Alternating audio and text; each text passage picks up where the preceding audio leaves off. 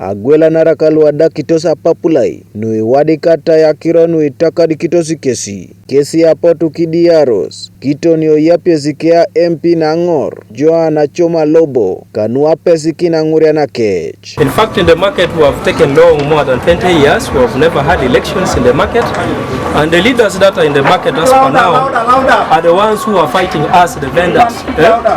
Like the allocations in the market, what you realize in the market, instead of allocating people spaces freely, they are busy extorting money from vendors. If you don't pay money, you will not get allocations. The RCC has entered deep inside the market, and he has become the chairperson of the allocation committee. The rates are too high, we cannot even pay, and on top of that, people have lost business since we came to the market. There is no money, and they are telling us to pay 20,000, and yet other districts are paying 7,000.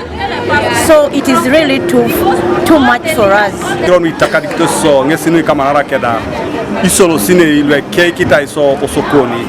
Isokoni ni chiage unubusi ya lira ikere nitatire belo kwa kwenye so ne dunia baka unapotumia kwa tari nesita chiso so anguria na kosi ngine nejai wadikara se petition nejara CC nejai este clerk kwenye ma reply ile kosa yao nejaso bora ni samo sokoni irakro ni joko noi yaka bero no kap kwa kini pana madu ngombe tunambini chetwe toma tachi sirigini da kwenye jai kwa naso loka kwenye tuna tachi sirigini toma so jai doso dan pajau kwenye date tukamkini tunga datara nyamia raile loka fudu kwenye gulare eri bata kile RCC kisa muna si main market Soroti konye RCC koibuga Soroti Peter Pex Park ngesi mware tinguno kere. Accusations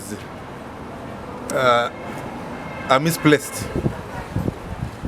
I even don't know why they would think they should accuse me, because I am not a part of management of that market. The conflicts in that market are majorly on the delayed allocation process.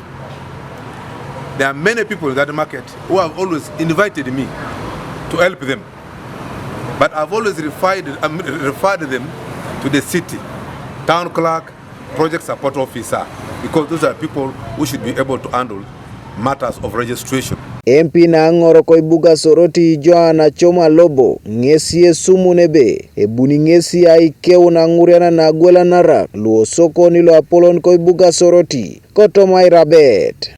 The people of Soroti main market, the vendors from Soroti city, I appreciate the effort, and I really thank you for entrusting me with this cause that we shall fight it together.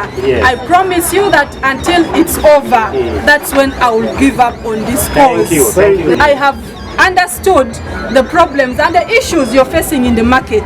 Actually, the market has turned out to be the opposite of what the president said. Yes, the president is on record saying these markets are for Omuntu Awansi, meaning for the persons who are down and who are struggling to earn a living. So I will take this to Parliament, and I am going to get in touch with the Speaker since I see her copy here, and we are going to handle this as a Parliament, and we must make sure there is a forensic audit where the Committee of Trade and the Committee of Local Government will ensure that they come here and put this to order. Kanuka TV East, Abraham Elapu, Koibuga Soroti.